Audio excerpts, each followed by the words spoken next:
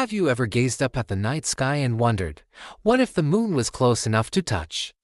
What if that familiar, distant silver orb suddenly appeared right outside your window, filling your entire field of view?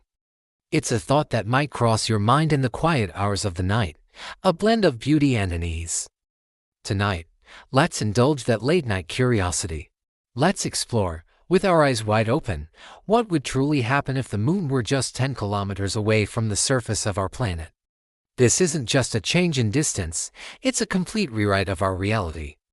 So, take a deep breath, and let's dive into a world both breathtakingly beautiful and utterly terrifying. Imagine looking up. The sky is no longer a vast, dark canvas dotted with stars. Instead, it is dominated by a colossal, glowing sphere. The moon, now a giant in our atmosphere, would be so close you could see every detail with the naked eye. Its ancient craters, sprawling seas of basalt, and silent, dusty valleys would be laid bare. A landscape of alien beauty hanging just above us. Sunlight would catch its edges, creating a perpetual, breathtaking eclipse in some parts of the world, while bathing others in a constant, ethereal glow. Cities would be cast in an otherworldly silver light, their skylines dwarfed by the sheer scale of our celestial neighbor. It would move slowly, majestically across our sky, a silent, hovering giant. The sight would be mesmerizing, a work of art on a cosmic scale, but this beauty is a mask, hiding a brutal and catastrophic reality. The initial awe would quickly turn to terror as the very ground beneath our feet began to betray us. The scientific reality of this scenario is far from the serene picture we just painted. At a mere 10 kilometers, the moon would be well within what's known as the Roche limit. This is the distance at which a celestial body, held together only by its own gravity, will be torn apart by the tidal forces of a larger body. Its immense gravitational pull would begin to shred the moon. But before it disintegrates, its own gravity would unleash chaos upon our world. The pull would be unimaginable. First, the oceans. They would be drawn upward into a colossal, permanent bulge. A planet-wide tidal wave thousands of meters high.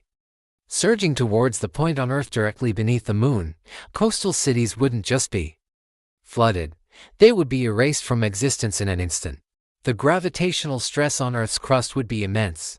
The ground would heave and buckle. Dormant volcanoes would roar back to life, spewing ash and lava into the sky, while catastrophic earthquakes would shatter continents, buildings, bridges, and everything humanity has ever built would crumble into dust. Unable to withstand the relentless gravitational shear, our very atmosphere would be pulled and stretched, thinning into a barely breathable haze as it stripped away into space.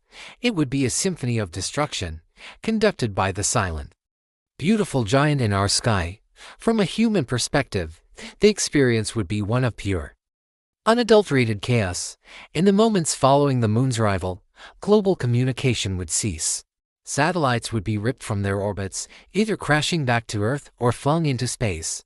Power grids would fail, plunging the world into a strange, moonlit darkness punctuated by the glow of volcanic eruptions.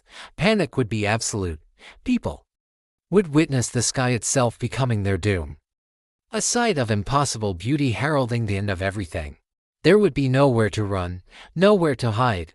The very laws of physics that have nurtured life for billions of years would become its executioner in those final moments. As the ground shakes and the oceans rise, humanity would collectively witness its most spectacular and terrifying sight.